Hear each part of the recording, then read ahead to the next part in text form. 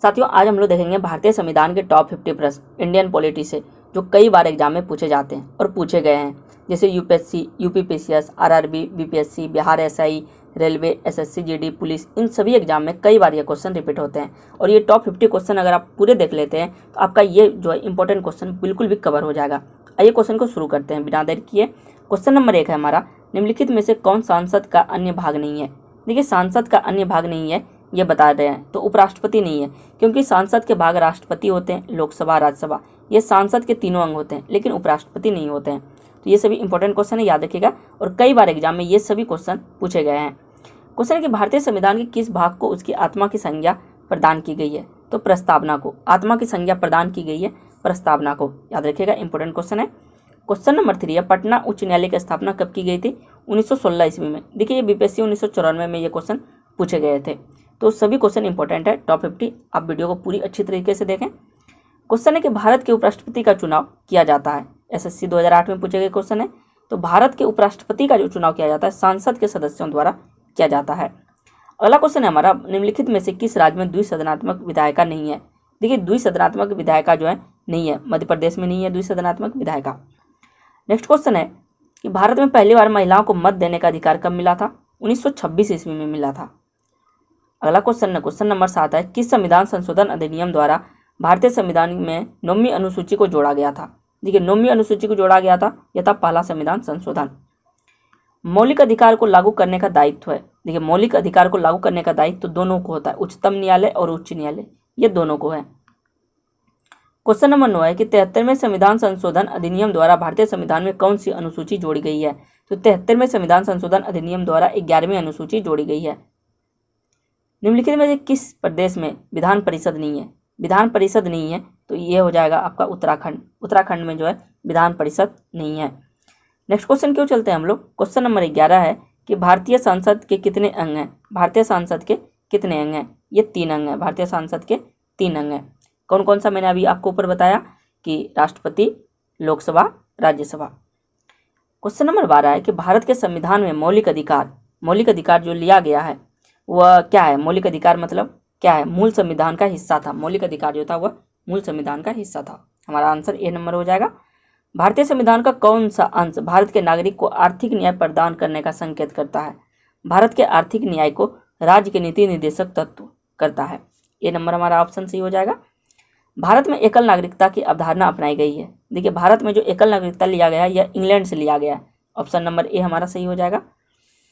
Question है कि भारतीय संविधान में कितनी भाषाएं क्षेत्रीय भाषा के रूप में मान्यता प्राप्त है। कितनी भाषाओं को क्षेत्रीय भाषा के रूप में मान्यता प्राप्त है, क्वेश्चन ये पूछ रहा है।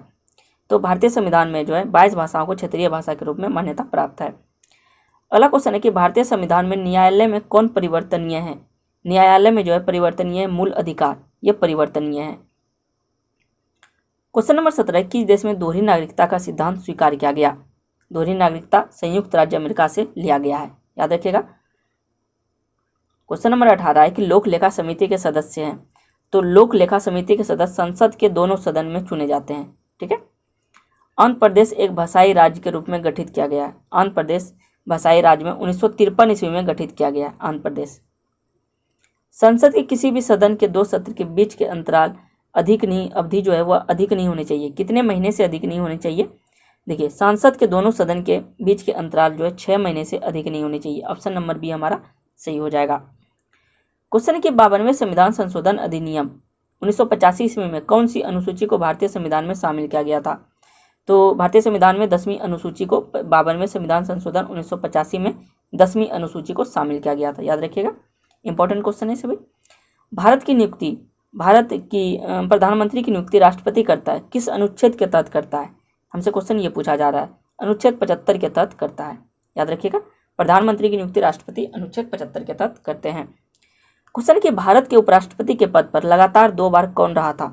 भारत के उपराष्ट्रपति के पद पर लगातार 2 बार डॉक्टर एस राधाकृष्णन रहे थे। क्वेश्चन नंबर 24 है कि संघीय मंत्री परिषद में मंत्री उत्तरदायी होते हैं। देखिए, मंत्री जो है केवल लोकसभा के प्रति उत्तरदायी होते हैं। हमारा आंसर हो जाएगा डी, केवल लोकसभा के प्रति।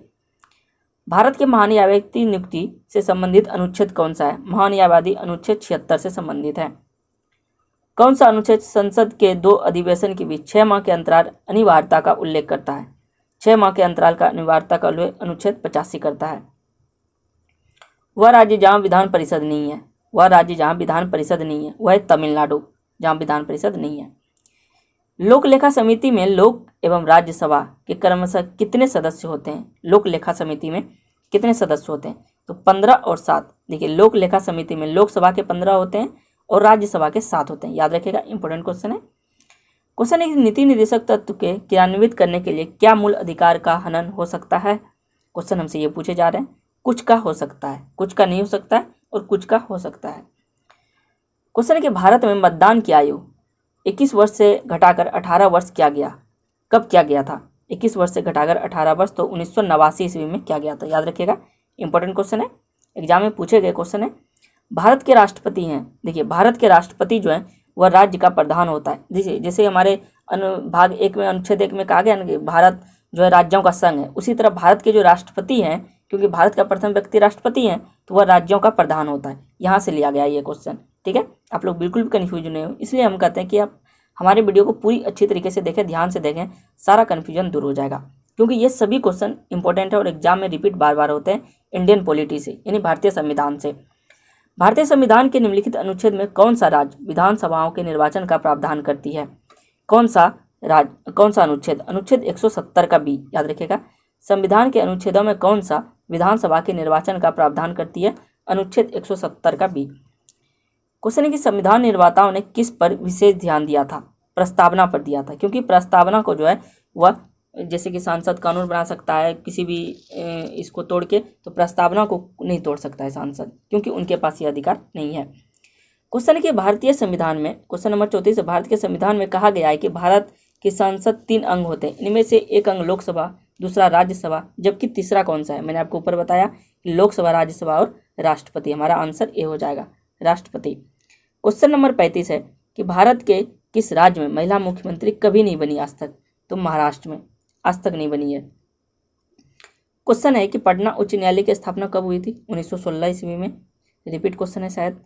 भारत के किस राज्य के विधानसभा में अधिकतम कितने सदस्य, किसी राज्य की विधानसभा में अधिकतम कितने सदस्य हो सकते हैं? अच्छा, ये क्वेश्चन पूछ रहा है किसी भी राज्य के विधानसभा में अधिकतम कितने सदस्य हो सकते हैं? तो 500 सदस्य हो सकते हैं। याद रखिएगा, 500। क्वेश्चन है छत्तीसगढ़ उच्च न्यायालय कहाँ स्थित है? छत्तीसगढ़ उच्च न्यायालय कहाँ स्थित है? बिलासपुर में।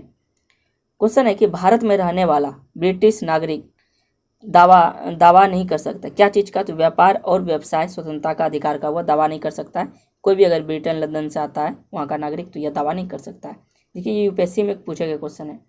भारत का उपराष्ट्रपति किसका पदेन सभापति होता है? तो भारत का उपराष्ट्रपति तो राज्यसभा का पदेन सभापति होता है। याद रखिएगा, इंपॉर्टेंट क्वेश्चन है। दल बदल निरोध कानून संविधान संशोधन विधेयक से संबंधित है। दल बदल तो ये हो जाएगा आपका 52वां संविधान संशोधन। दल बदल 1985 दल बदल से।